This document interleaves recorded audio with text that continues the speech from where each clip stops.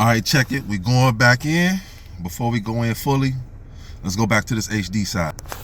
All right, so today being the day of the sun, that don't even matter for here, but we going back into part 2 of polarity and gender in regards to religion, and the aspect of why I come, how I come, why I study is because, like I was saying before, it's oftentimes my thoughts may seem scattered. It's because I'm trying to tell. I see multiple timelines I'm trying to bring all into once, and that's when I study. That's what I'm doing too. I come from the masculine aspect and the feminine aspect. Like I said, I come from the masculine aspect and the feminine aspect. And what most people do is they pick one. So people will come from the spiritual side and they'll come entirely spiritual. So they'll say they're spiritual and they disregard this. So some people will come and they'll say they're spiritual from this side and aspect, but they'll totally disregard this. And so to me, that's a lack of balance. That's a lack of what they call ma'at. To me, that in and of itself creates that polarity difference, that dissonance and polarity in and of itself. So I'm posing to put them 2 and 2 together. And so why I say sometimes I'm diversing the many timelines all at once is because I remember saying, and I alluded to what this one lady was talking about, and one thing I wanted to say and state was enmity. And so in regards to what enmity is, I don't know if you go back to that last video when I said that verse where the Most High said, I will create enmity between you and your seed, and the woman and her seed, and it will split, and it will forever be strife. Enmity from the masculine and the feminine seed, they will be split, even with the learning from the inside to the outside, as above, so below, as within, so without. So instead of the enmity, I aim to bring them together into a formality. And so in my study, and so I see a lot of people come from that enmity aspect and want to keep one separated and the other separated. So we actually gonna go back in, because I see I'm gonna go back in deeply in regards to when I studied from the Bible and in Genesis 3, and it had that reference towards the serpent. And I was saying in regards to the last video, it didn't say devil, it didn't say Satan, it didn't say Lucifer, it didn't say adversary, it specifically said serpent. And in the Bible, when it specifically wants to talk like about Satan or Lucifer or the adversary, it's going to say that, like in the book of Job, when it said the Most High, like Satan came to him or Lucifer came to him. Or when Jesus was in the wilderness and he said, "Get thee behind me, Satan." But in Genesis 3, it did not say Satan. It said serpent. And so this is me. This isn't deep studying or fine. This isn't deep studying. This is me. And also, this is another thing. I understand that a lot of people would take what I'm talking about as heretical. So this isn't me stating that this is absolute fact and what's going on. This is me living a life and doing a study, because people say study and follow the life of Christ. Christ's life has a continuance according to the Nag Hammadi scriptures. Now, like I said before, we're also going to go in and check the validity of these Nag Hammadi scriptures. We're going to find that they're not canonical scriptures, but understand that there was a council that decided on what was canonical and what was not canonical. And so we all understand from here that the Most High had a death and a resurrection. That's included in here.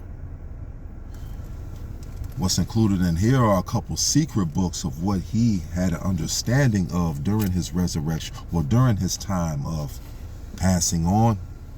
And when he had his resurrection, when he came back to speak to John, he gave John the book, and John wrote a secret book. And he himself had a book. And he himself told Mary, like if you go through and watch movies such as like the Da Vinci Code, or if you read books like The Lost Symbol, even before the Da Vinci Code, go read a book like The Lost Symbol, which is in the same Dan Brown catalog. Dan Brown deals with a lot of the occult, but that Lost Symbol was a huge one. But pretty much in that same line, whereas he had an apotheosis, and under his apotheosis, there was a lot of secret mysticism that was uncovered. But the only thing we hear of is his exoteric. So in the previous video, I was going in between exoteric and esoteric. So I'm not going to bore you too much any further. We're going to go in, but okay. So in regards to this one, it says here, Yaldabaoth stationed 7 kings, one for each sphere of heaven to reign over the 7 heavens. Remember when I was talking about the archons and the spheres belonging to the zodiac powers and them being the planetary powers of our days. The first is Athoth and has the face of a sheep. The second is Elios, has the face of a donkey. Third is Astaphios, has the face of a hyena. The fourth is Yao and has the face of a snake with 7 heads. That's huge. The fifth is Sabaoth, has the face of a snake.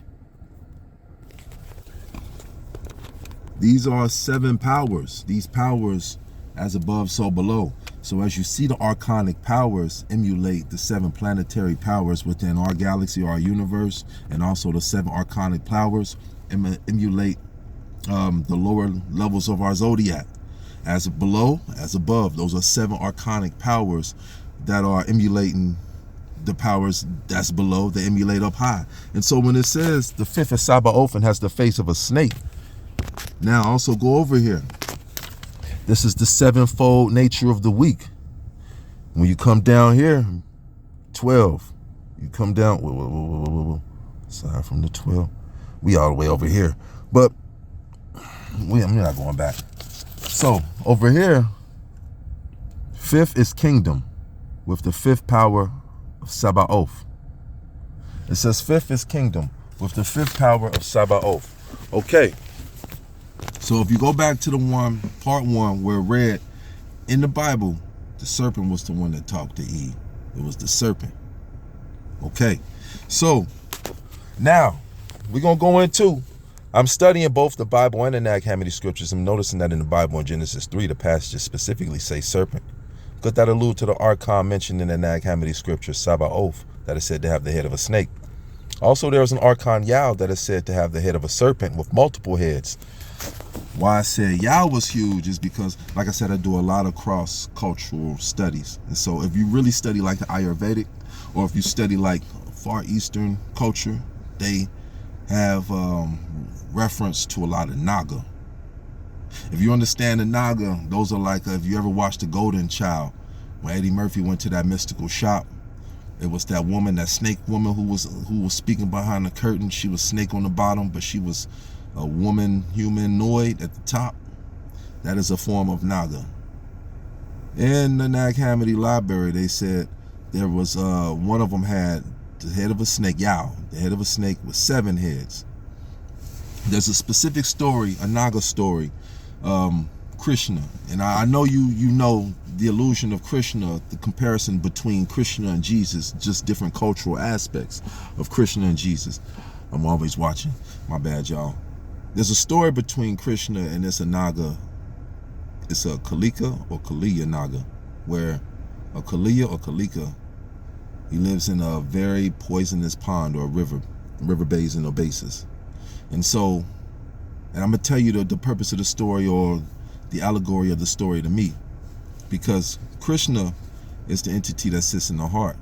But after he, okay, check this out. The story is Kaliya or Kalika, he has so much poison that the pond or river he lives in, and this could be paraphrasing, and don't let me mix the story up, but the pond and the river he lives in, he's so poisonous, he poisons the river. So Krishna goes to dispatch of Kaliya or Kalika. And there was a big battle going on. Kaliya was a giant Naga of multiple heads. So if you ever research Krishna, you may see Krishna standing on a Naga, a serpent with multiple heads, standing on the pineal gland of that serpent, indicating that he opened the eye of that serpent. That serpent symbolizing Kundalini energy, Kundalini wisdom. So when it said that Krishna dispatched the Kaliya, those gases dispersed of that pond. And so remember I say as without, so within. In the body, the area with the gases is the stomach. And they said that sits where the coil of the Kundalini sits, at the base of the spine. And if you deal with those gases, you clean those gases, you clean that body, you fast, then you allow the energy to rise up to that base where sits Krishna. Krishna steps on the head of Kaliya, and he opens up that third eye for you. Now, that's neither here nor there. In Genesis 3, is the serpent an allusion to a Gnostic archon? Short answer, in the Hebrew context, no. In later Gnostic reinterpretation, absolutely yes. Now again, in the Hebrew context, no. Later Gnostic reinterpretation, yes. Now, when I'm getting to in my studies, you have the direct no from the masculine, you have the yes from the feminine. How do you put them together? So, in the Hebrew Bible, Genesis 3, the word is nahas. The word is nahas. And that's interesting that the word is nahas, literally serpent. And I just told you in the Eastern tradition culture, they're called nagas. So nagas and nahas. Unless you know, in ancient Near Eastern symbolism, serpents could represent chaos, trickery, forbidden knowledge, healing. But Genesis itself does not portray the serpent as an archon or cosmic ruler. That's a later interpretive layer. In Gnostic reinterpretation, Gnostic writers absolutely interpret the serpent as the part of the archontic system. Now, this is something different, but it's not. It is, but it's not. In texts like the hypostasis of the archons and on the origin of the world. Now, this is huge because on the origin of the world, how this AI will have it fashioned. How this AI will have it fashioned is that this on the origin of the world is outside of the ramification of reference material. I'm not going to say source material. I'm going to say reference material. Yes, I'm stalling a little bit, but I'm stalling because I just found it here. Now, remember I said on the origin of the world. Look at here. Look at here. On the origin of the world. Why is that important? The Nag Hammadi scriptures. Now, I understand that it could possibly pass as becoming heretical if you don't understand the proper context or place it correctly. That's why after we go into here, we're also going to see if there is a basis for the Nag Hammadi scripture being referenced or even source material. In the Nag Hammadi text, Yaldabaoth is the chief archon, often depicted with a lion's face and serpent body. Sabaoth is his son, who later represents and is elevated above the archons, sometimes depicted with serpentine features depending on the text. Again, Sabaoth repents and is elevated above the archons. That's Kundalini energy sounding like to me. Symbolic overlap. Both Yaldabaoth and some archons have serpentine or reptilian imagery. The serpent in Eden is sometimes interpreted in the Gnostic text as an agent of Yaldabaoth or a symbol of the archons' deceptions. We're going to go over to, are these archons connected to Naga traditions or Kemetic Coptic serpent symbolism?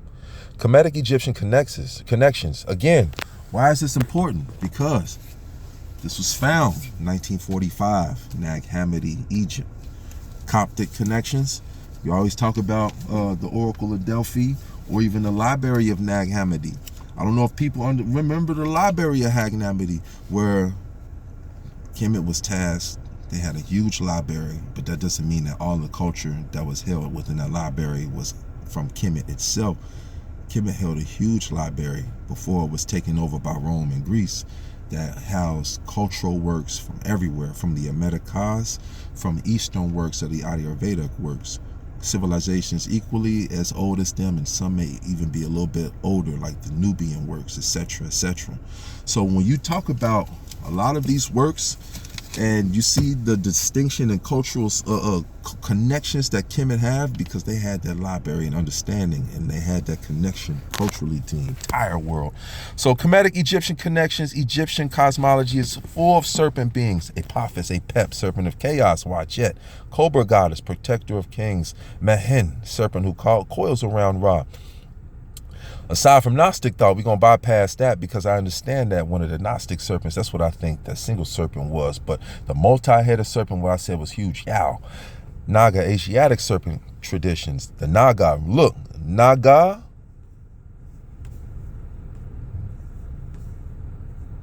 Naha.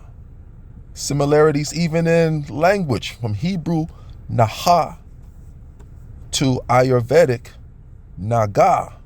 Semi-divine serpent beings, guardians of knowledge, beings living in hidden realms.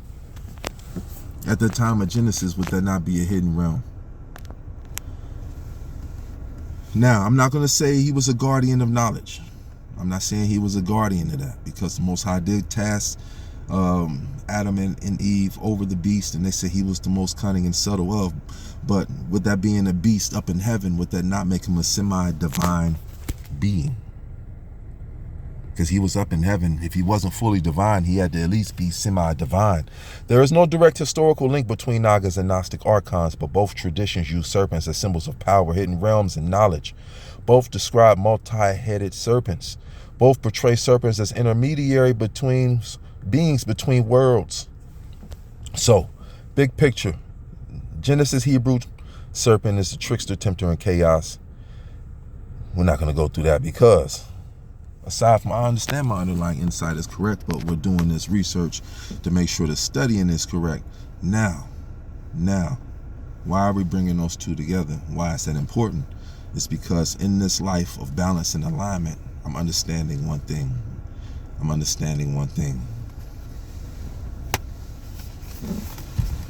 Like I said, I'm a student of alchemy.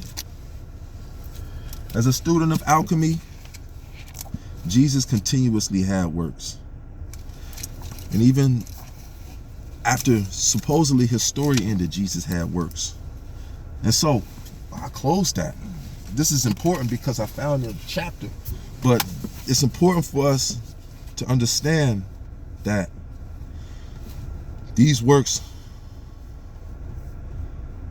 hold on one second. Here we go. I found it. So I'm sorry for stalling. Hey, thank you for staying with me. Here we go. Next question as usual. Is there validity to both the secret books of John and the book, The Wisdom of Jesus Christ, outlined in the Nag Hammadi scriptures? So we're going to unpack what validity means here, because it depends on what kind of validity you're asking about.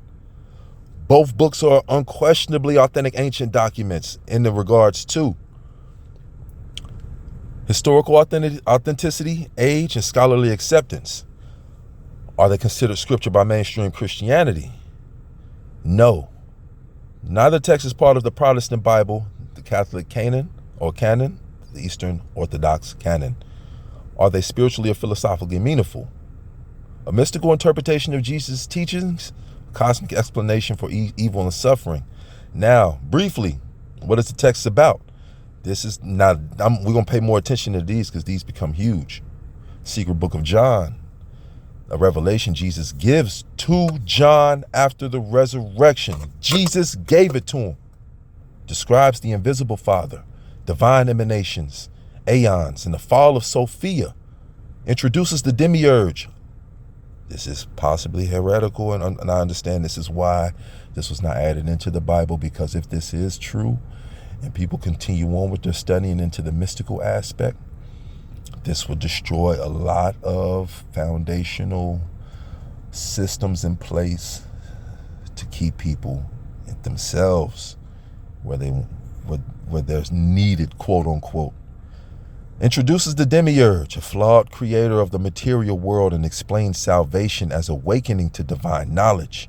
This is one of the central Gnostic texts.